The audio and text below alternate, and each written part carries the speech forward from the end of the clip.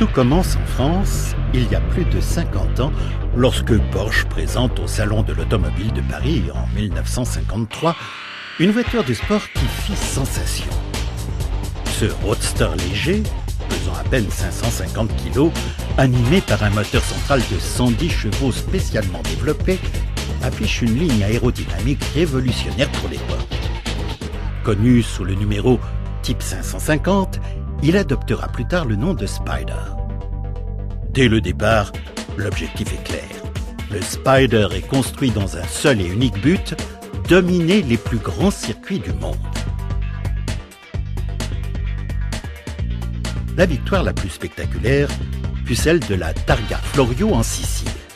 Même si la décision de participer à la course n'est tombée que 11 jours avant le départ et face à une concurrence de taille, le Spider 550, piloté par Umberto Maglioli, s'imposa haut la main dans le classement général. La plus connue des épreuves est certainement la course d'endurance des 24 heures du Mans. Dès leur première participation, en 1953, deux Porsche 550 arrivent d'emblée en tête de la course. D'ailleurs, la position du démarreur à gauche du volant Porsche trouve ses origines dans le départ légendaire du Mans, tandis que la main droite passe le rappeur, la main gauche enclenche le démarreur. C'est également au Mans que la forme fermée de coupé aux lignes aérodynamiques optimisées fit sa première apparition. L'exploit devait se répéter 2 années consécutives.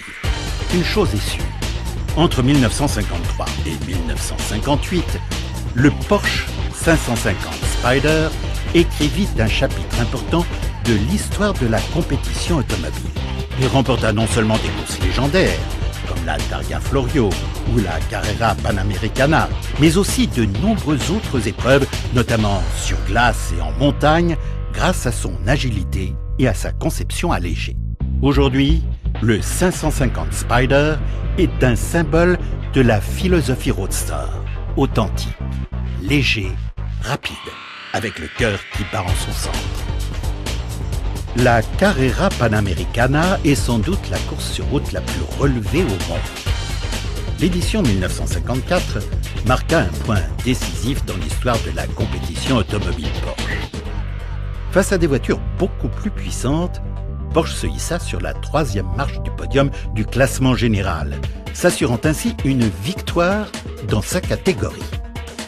Du coup, Porsche est devenu célèbre en Amérique du Nord et l'appellation Spider est née.